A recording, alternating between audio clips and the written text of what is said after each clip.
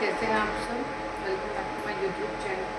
आज बहुत दिन बाद आप लोगों से मुलाकात हुई है। कुछ चीज़ की वजह से वीडियो नहीं आ पा रहे थे, बट आज 6 अगस्त 2025 स्काई मैथ सीरीज वेडनेसडे के लिए आज की साइंस क्लास टॉपिक है मोशन फ्रॉम क्लास 8। मोशन क्या है?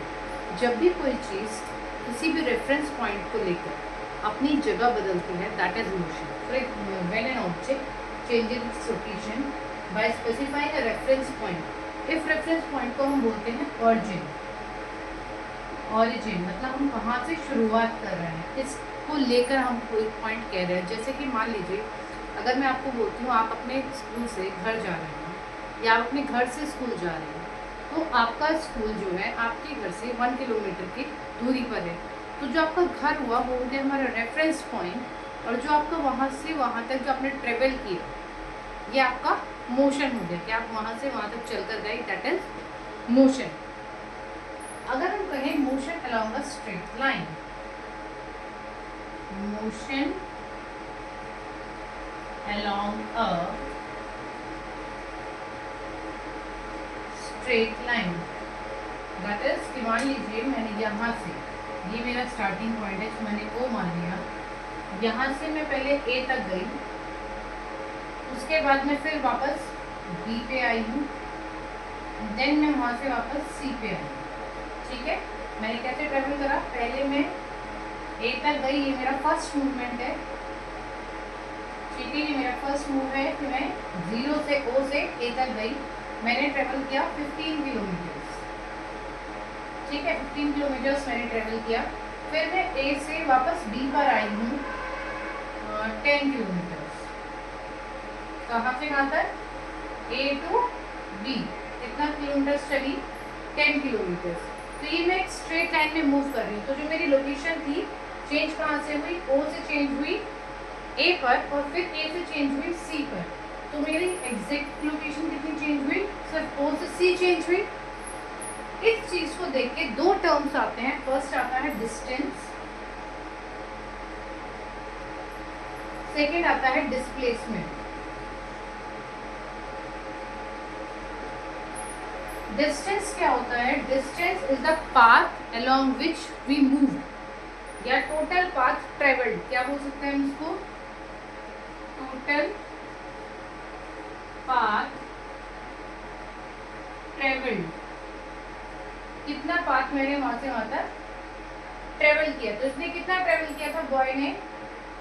पहले ओ से ए गया, तो पहले गया ये 15 किलोमीटर्स। फिर ये ए से सी पर आया 10 किलोमीटर्स। तो टोटल डिस्टेंस कितना ट्रेवल करा इसने? 25 किलोमीटर्स इसने टोटल डिस्टेंस कवर करा। बट अगर हम बात करते हैं डिस्प्लेसमेंट की, तो displacement is the shortest path. It is the shortest path taken to reach destination. जो हमारी फाइनल डेस्टिनेशन है उस तक पहुंचने के लिए सबसे छोटा रास्ता हम लेंगे, वही हमारा डिस्प्लेसमेंट है। तो डिस्प्लेसमेंट कितना है? डिस्प्लेसमेंट कितना है मेरा? डिस्प्लेसमेंट सिर्फ क्या है? O टू C डिस्प्लेसमेंट है, O से C। और O से C हम कैसे निकालेंगे? 15 किलोमीटर्स, तो यहाँ से यहाँ तक है -10 किलोमीटर इक्वल्स टू 5 किलोमीटर्स। तो मेरा डिस्प्लेसमेंट क्या हुआ इस बॉय का? सिर्फ मेरा डिस्प्लेसमेंट हुआ 5 किलोमीटर्स। डिस्प्लेसमेंट कितना हुआ मेरा? Only 5 kilometres. I hope distance और डिस्प्लेसमेंट आप समझ गए हो। डिस्टेंस क्या होता है कि उसने कितना टोटल चला, वो हमारा टोटल पाथ ट्रेवल्ड 25 किलोमीटर्स आ गया इस क्वेश्चन के अकॉर्डिंग। डिस्प्लेसमेंट क्या होता है? Shortest path to taken to reach the destination. जो शॉर्टेस्ट पाथ मैं लूंगी अपने डेस्टिनेशन को पहुंचने के लिए, वो मेरा डिस्प्लेसमेंट होता है। इस क्वेश्चन में सिर्फ मुझे ओ से सी तक पहुंचना था, तो ये मेरी शॉर्टेस्ट पाथ है। मैंने क्या करा? टोटल में से ये वाला माइनस करा, मेरा आंसर आ गया डिस्प्लेसमेंट 5 किलोमीटर्स। सेकेंड चीज, distance can never be zero. Distance कभी भी जीरो नहीं हो सकता। इट मीन अगर आप जितना भी चलेंगे, कुछ तो आप चलेंगे, अगर आपने एक स्टेप भी लिया तो भी आपने डिस्टेंस कवर करा, ठीक है। तो distance can never be zero. Displacement can be zero. Displacement can be zero. मान लीजिए मैं, आपकी मदर ने आपको बोला बेटा शॉप पे जाओ और शॉप से आप कोई भी सामान लेकर आपको आना है, ठीक है। तो आपने डिस्टेंस कितना ट्रेवल करा, पहले आप शॉप पर गए, फिर शॉप से आप घर वापस आए, तो ये आपका टोटल डिस्टेंस हो गया। बट आपका डिस्प्लेसमेंट कितना हुआ, आप शॉप पर गए और वापस अपने घर आए। इट मीन्स आपका जो ओरिजिन रेफरेंस पॉइंट था, जो ओरिजिनल था, आपका ओरिजिन था, वो घर था, और आप वापस ही घर पर आ गए। इट मीन्स आपका डिस्प्लेसमेंट जीरो हुई। तो डिस्प्लेसमेंट जीरो कब होता है, जो हमारी फाइनल डेस्टिनेशन ओरिजिन सेम हो जाए, जब हमारा origin and final destination are same, ठीक है। तो हमारा डिस्प्लेसमेंट जीरो कब होगा, जब ओरिजिन और फाइनल डेस्टिनेशन सेम हो जाएगी, तो हमारा डिस्प्लेसमेंट जीरो हो जाएगा। I hope that much is clear. Topic आता है हमारा मोशन। मोशन में दो टाइप हमने ले लिए हैं, uniform motion and non uniform motion. Uniform motion होता है equal distance in equal interval of time. Equal distance in equal interval of time मतलब आप अगर 5 किलोमीटर 1 घंटे में जा रहे हैं, तो दूसरे घंटे में भी आप 5 किलोमीटर जाएंगे, तीसरे घंटे में भी आप 5 किलोमीटर जाएंगे। तो ये हो गया मेरा यूनिफॉर्म मोशन, एक पर्टिकुलर टाइम में पर्टिकुलर डिस्टेंस ट्रेवल होगा। नेक्स्ट आता है नॉन यूनिफॉर्म मोशन। इसमें unequal distance in equal interval of time. Example हम ले लेते हैं, car moving in a crowded street.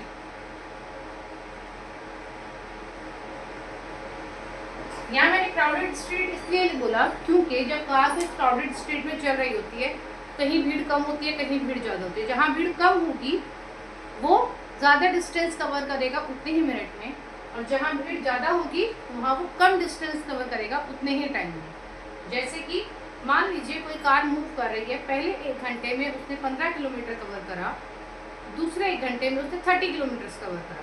तो जो डिस्टेंस वो कवर कर रही है पर्टिकुलर टाइम पीरियड में, वो अलग अलग है। इस तरह के मोशन को बोलते हैं non uniform motion.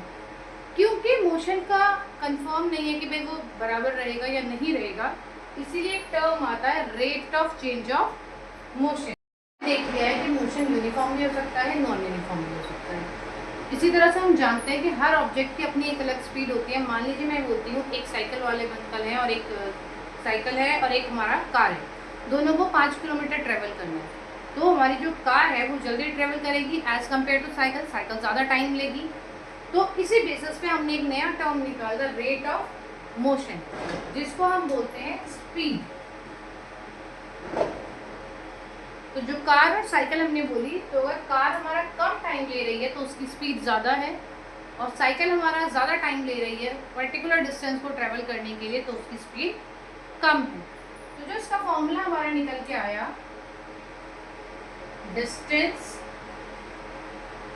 Travelled upon unit time. 1 unit time में कितना डिस्टेंस कोई ऑब्जेक्ट ट्रेवल कर रहा है, वही उसकी स्पीड, ठीक है। स्पीड की जो एसआई यूनिट होती है, स्टैंडर्ड यूनिट, इंटरनेशनल यूनिट जो होती है, इसकी होती है मीटर पर सेकेंड। मीटर पर सेकेंड के बाद 1 सेकेंड में कितना मीटर वो चला है, वही उसकी बेसिक की एसआई यूनिट होती है। स्पीड भी हमारी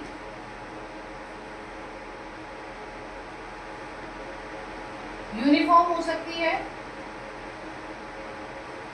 और नॉन यूनिफॉर्म हो सकती है।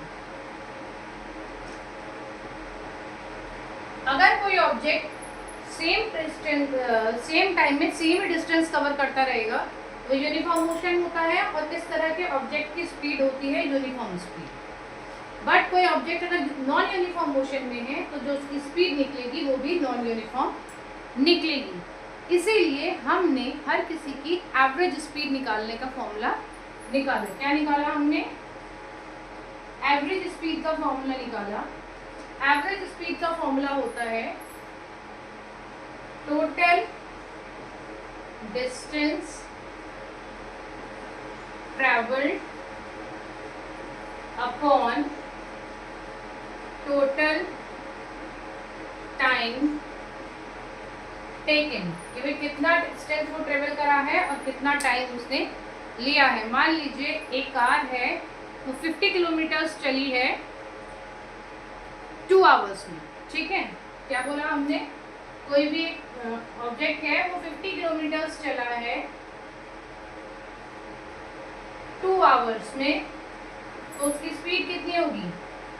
25 किलोमीटर पर आवर, ठीक है। ये हो गई उसकी एवरेज स्पीड, ठीक है। नेक्स्ट आता है, क्योंकि हमारी स्पीड भी यूनिफॉर्म और नॉन यूनिफॉर्म होती है, चेंज होती रहती हैं, तो नेक्स्ट टर्म आता है rate of change of speed. क्या आता है? जो स्पीड होती है उसका यूनिट थी मीटर पर सेकेंड। क्योंकि स्पीड हमारी जो हम बताते हैं उसमें हम डायरेक्शन डिफाइन नहीं करते हैं, डायरेक्शन हम नहीं बताते हैं, नो डायरेक्शन डिस्क्राइब, ठीक है। इसमें कोई डायरेक्शन डिस्क्राइब नहीं होती है, इसमें सिर्फ ओनली मैग्नीट्यूड,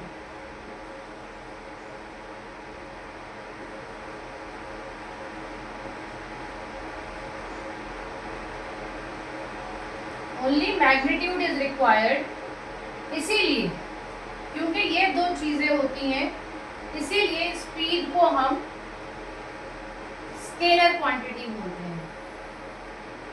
क्या बोलते हैं? स्केलर क्वांटिटी, क्योंकि इसमें कोई डायरेक्शन रिक्वायर्ड नहीं होती है, इसमें सिर्फ मैग्नीट्यूड होता है, इसीलिए इसको बोला जाता है स्केलर क्वांटिटी, ठीक है। अगर हम स्पीड के साथ अगर हम डायरेक्शन भी बता दें,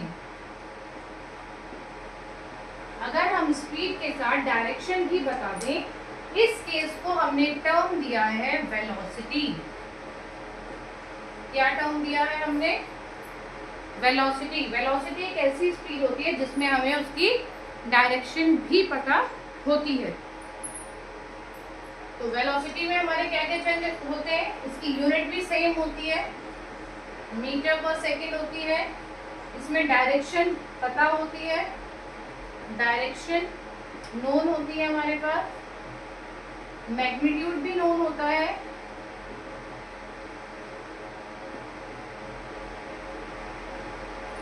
इन दोनों वजह से ये एक वेक्टर क्वांटिटी है। क्या है ये?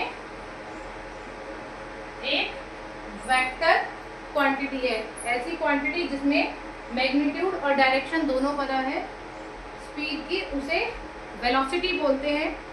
और वेलोसिटी भी टाइम के साथ चेंज हो सकती है, ऑब्जेक्ट की वेलोसिटी भी डिफरेंट होती है, इसीलिए एवरेज वेलोसिटी निकाली जाती है।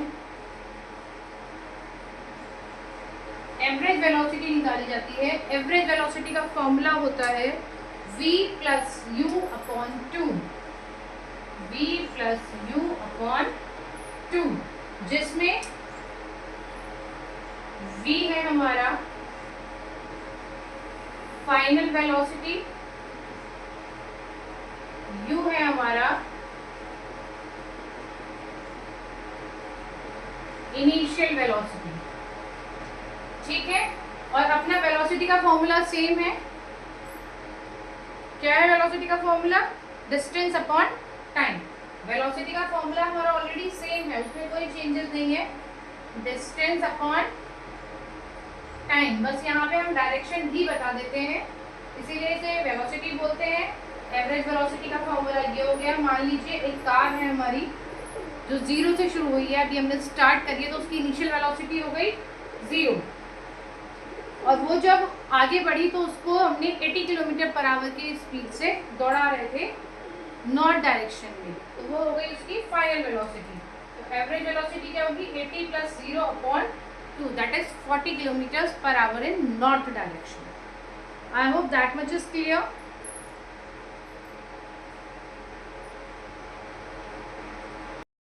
Velocity, rate of change of velocity हम क्यों पढ़ रहे हैं? क्योंकि अगर यूनिफॉर्म मोशन होगा तो वेलोसिटी हमारी कांस्टेंट होगी, तो कोई प्रॉब्लम नहीं है। बट अगर नॉन यूनिफॉर्म मोशन है तो वेलोसिटी भी हमारी वेराइज करेगी टाइम के साथ, मतलब जैसे जैसे टाइम चेंज होगा उसकी वेलोसिटी भी चेंज होगी। इसी के लिए एक नया टर्म आया, rate of change of velocity, उसको हमने बोला एक्सेलरेशन। उसको हमने क्या टर्म दिया? एक्सेलरेशन। एक्सेलरेशन का फॉर्मूला होता है change in velocity upon time. तो इसकी यूनिट क्या हो गई? चेंज इन वेलोसिटी का, वेलोसिटी की यूनिट थी मीटर पर सेकेंड, टाइम का एक और एस आ गया, फॉर्मूला यूनिट बन गई मीटर पर सेकेंड स्क्वायर। एक्सेलरेशन की ऐसा यूनिट क्या है? मीटर पर सेकेंड स्क्वायर। अब इस फॉर्मूले को अगर हम टर्म्स में लिखें तो लिखेंगे चेंज इन वेलोसिटी कैसे निकालेंगे? Final velocity minus initial velocity upon time. This is the formula for acceleration.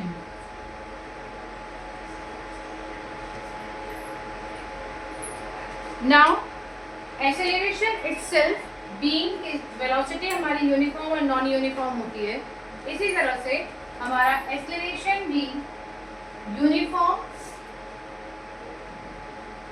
And non uniform होता है। ठीक है, यूनिफॉर्म एक्सेलरेशन वो हो गया जिसमें वेलोसिटी यूनिफॉर्म थी।